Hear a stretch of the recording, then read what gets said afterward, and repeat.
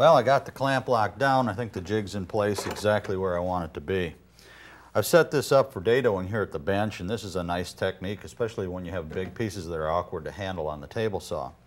And my router's going to drop in here like so, and it's free to slide back and forth, and the bit will plunge down, of course, and cut the dado. This approach works very well and keeps you in control.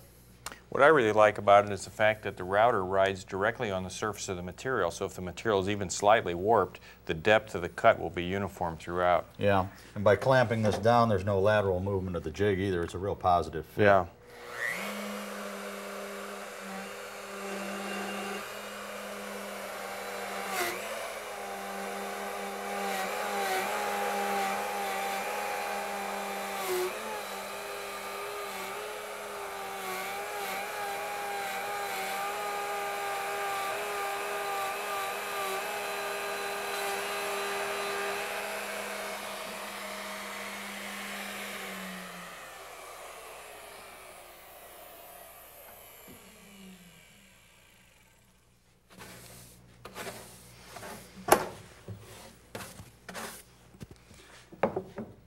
Oh, that's a nice fit. That's just perfect snug. fit. And as you pointed out, the bottom is good and uniform. I don't think we have to do any handwork here. Excellent.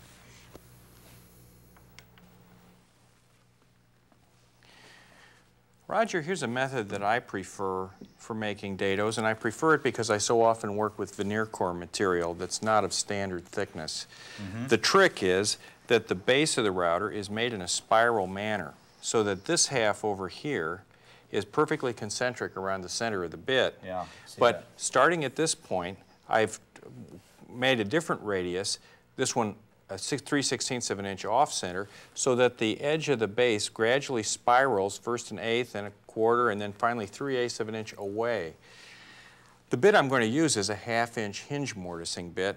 So the original dado that I cut will be 1/2 inch, but then by rotating the base against the fence, I can gradually swell that dado to make and match whatever size panel I actually have.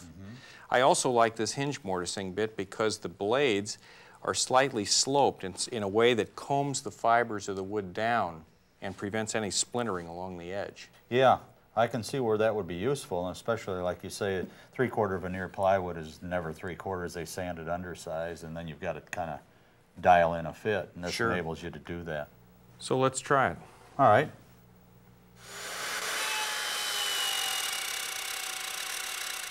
On this first pass, I'm going to go from left to right in the conventional way because the bit is fully engaged.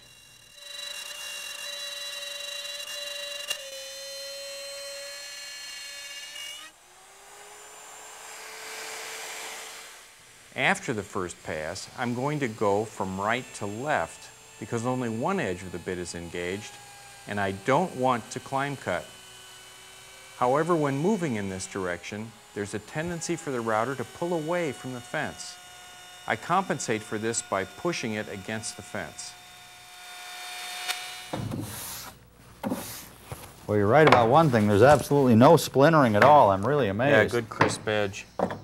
Okay, pretty tight. Yeah. Just a little bit of movement. I think we can work with that. That's nice. I'm really impressed how clean that is.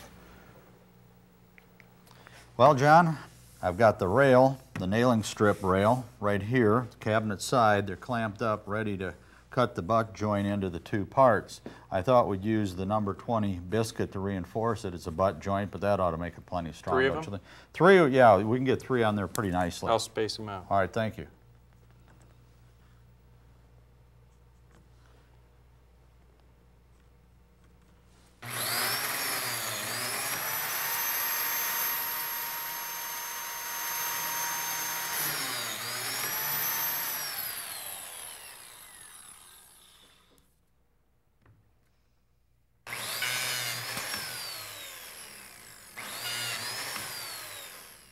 Well, these should just fold up on each other because the cut comes equidistant out of that corner on both pieces.